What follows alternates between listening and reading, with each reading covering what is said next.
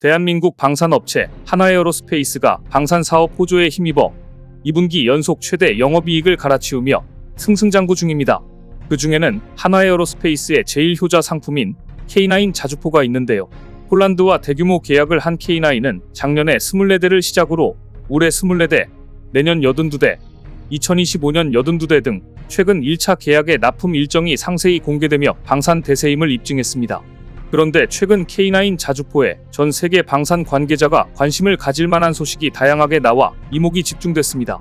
바로 호주와 이집트에서 기다렸던 소식들이 나온 건데, 이를 두고 방산 전문가들은 생각했던 것보다 K9의 위력이 엄청나다며 감탄을 금치 못하고 있다는데 자세히 알아보겠습니다. 대한민국의 명품 무기체계 중 하나로 꼽히는 K9 자주포가 호주에서 위풍당당하게 거침없이 전진하고 있습니다.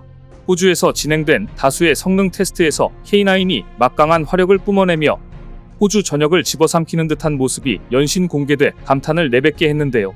방산업계에 따르면 올해 초 하나디펜스 오스트레일리아는 APV 코퍼레이션의 안전벨트가 폭발 시험을 통과했음을 확인했습니다.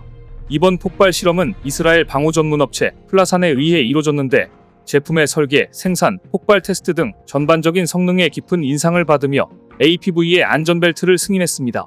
이에 따라 하나디펜스가 호주에 공급할 1조 원 규모의 K9에 APV의 안전벨트가 장착될 것으로 예상됩니다. APV 안전벨트는 호주에서 설계, 개발됐는데 현재 호주 방산 관계자들은 K9과 차세대 보병전투장갑차 레드백에 잘 통합될 것으로 보고 있습니다. 그런데 최근 K9이 우리가 알던 것과 전혀 다른 낯선 모습을 한 채 호주 내 사막에서 찍힌 사진이 공개돼 궁금증을 자아냈는데요. 곧이어 K9 자주포의 호주형 모델인 헌츠맨 프로젝트 AS9, AS10 폭발 테스트를 성공적으로 완료했다는 사실이 알려지며 순조롭게 진행되고 있음을 보여줬습니다. 이미 한 차례 K9과 인연을 맺었던 이스라엘 방호 전문 업체 플라산이 이번에도 참여했는데, 바로 직전에 진행됐던 것보다 더 엄격했음에도 불구하고 너무도 순조롭게 K9이 테스트를 통과하는 모습에 플라산이 K9의 방호력에 깜짝 놀랐다고 합니다. 방산업계에 따르면 지난달 한화에어로스페이스는 플라산과 함께 진행한 호주형 K9 자주포 AS9 헌츠맨과 탄약 보급 장갑차 AS10에 대한 화력 테스트를 성공적으로 완료했는데요. 플라산은 주로 이스라엘에서 자주포를 대상으로 한 폭발 테스트를 진행하는데, 이례적이게도 한화에어로스페이스와는 4년이나 넘게 파트너십을 지속해왔습니다. 실제로 앞서 AS9에 장착될 APV 코퍼레이션의 안전벨트 폭발 테스트 역시 플라산이 실시하는 등 한화와는 사실상 쿵짝이 잘 맞는 파트너가 됐습니다. 특히나 이번 테스트는 전 세계 방산업계가 손꼽아 기다렸다고 할 정도로 많은 이목이 집중됐는데, K9의 호주 진출에 결정지을 만큼 중요한 테스트였기 때문입니다. 이번에 플라산은 AS9, AS10이 어느 정도의 폭발까지 견딜 수 있는지 한계 상황을 가정한 시험을 진행했는데요. 해당 테스트는 비공개라 구체적으로 어떻게 진행됐는지 확인할 수 없지만, 이와 유사한 다른 차량 폭발 테스트 영상을 보시면 대략적으로 짐작하실 수는 있습니다. 지금 보여드리는 영상에서는 TNT 6kg을 터뜨리자 이윽고 파편이 여기저기로 흩날리며 주변이 온통 회색빛에 휩싸였지만 차체는 멀쩡한 모습을 확인하실 수 있습니다. 또 차량 내부를 보면 폭발에 잠시나마 휘청거렸지만 마네킹의 모습은 변함이 없이 유지되며 심각한 피해는 없었습니다. 이런 점을 볼 때 AS9, AS10이 진행한 테스트 또한 이 정도 수준은 거뜬히 통과할 만한 높은 방어력과 안전성을 보였던 것으로 확인됩니다. 심지어 플라산이 진행한 이번 테스트는 영상에서 보여진 것보다 훨씬 더 높은 수준을 요구했던 것으로 알려지면서 이런 소식을 들은 방산업계 관계자들을 놀라게 만들었다고 합니다.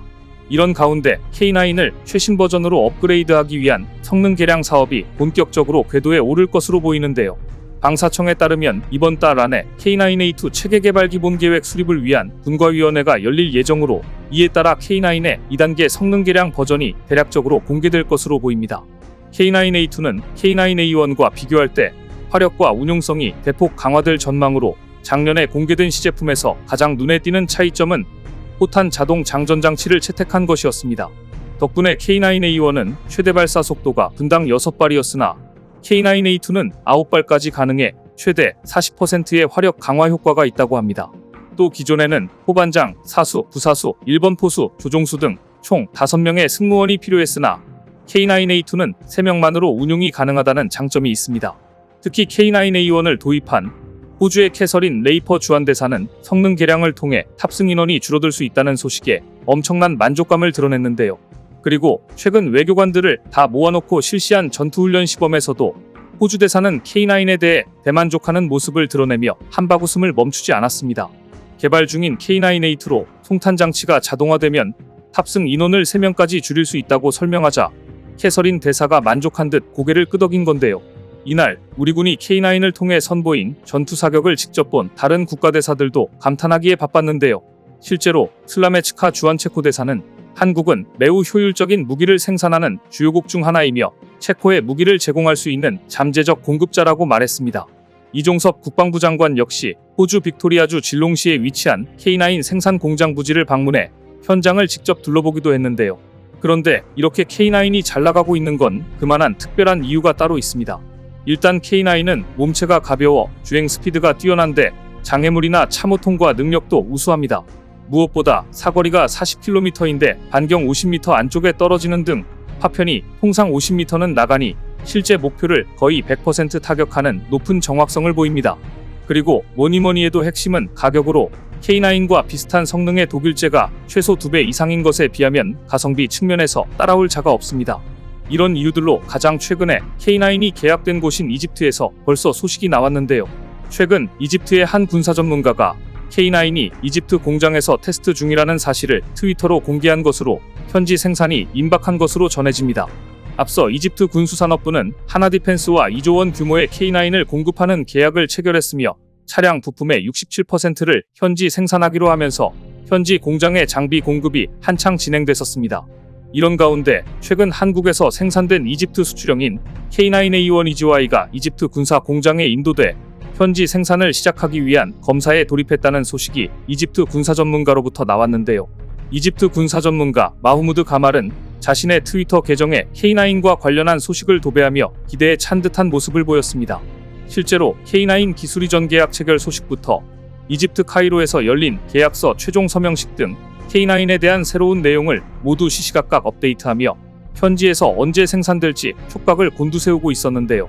그리고 이런 반응은 이집트 현지인들에게도 형성된 분위기로 굉장한 무기라며 K9이 빨리 이집트에서 생산되길 바라는 기대감을 감추지 못했습니다.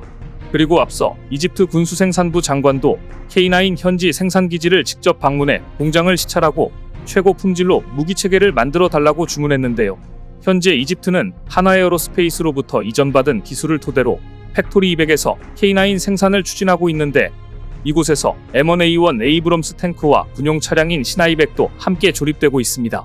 앞서 K9의 이집트 수출 계약이 타결되면서 한국은 아프리카 지역 최초 방산 수출을 기록하는 동시에 전체 계약 금액이 2조 원 이상인 K9 최대 규모의 수출로 기록됐는데요.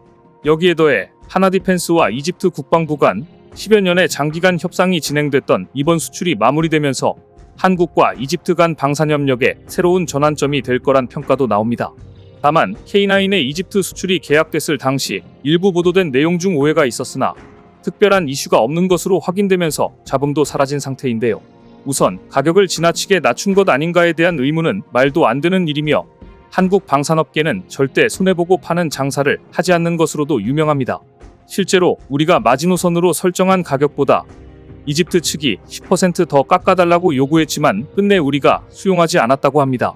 또 80% 차관 대출을 해주는 것과 관련해서도 유례없는 특혜인 것처럼 부각하고 있지만 사실은 자국 은행이 대금을 융자해 무기를 수출하는 건 한국뿐 아니라 영국, 프랑스 등 여러 방산 선진국에서도 관행적으로 해오는 일입니다.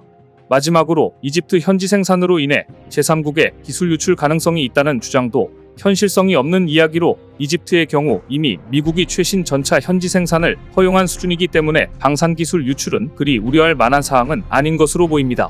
한국은 전 세계에서 자주포를 가장 많이 생산하는 국가인데요.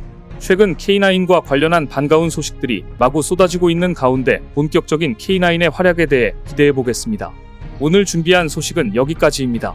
댓글을 통한 여러분들의 많은 의견 기다리겠습니다. 시청해주셔서 감사합니다.